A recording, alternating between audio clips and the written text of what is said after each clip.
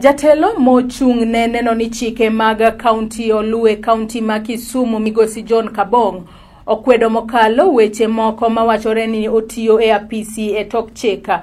Akaluore gi weche mane ogolo kod jachung' e lo jatij sirikal e kaunti ma Kisumu Migosi Rashid Olo, oseyo Migosi Kabong ka owacho ni osebedo ka osando apisas mag sirikand kaunti ma Kisumu kata obedo ni kinde mage mag tiyo e apis noero oserumo. Kata kamano, Migosi Kabong owacho ni weche makamago gin adieri kendo gin lawruok mag siasa.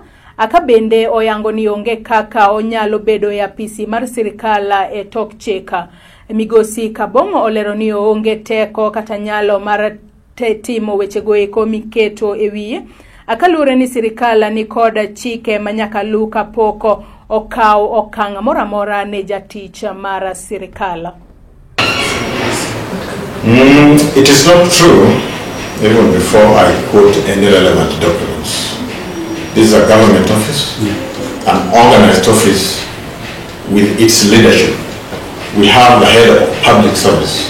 The head of the public service who should know who his officers are, who should know which officer his term of tour has ended. So first, I want to categorically state that I'm legally in the office. I want to start off by saying that that allegation is also wrong.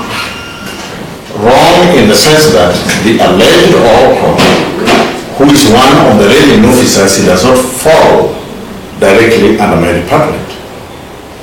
Oroko was cited stealing from members of the public. That is the motorists.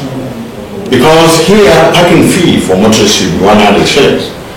So Oroko was cited by some good Samaritans talking to the motorists, telling them that if they don't have the full pay, they give him 50, he pockets and he allows them to.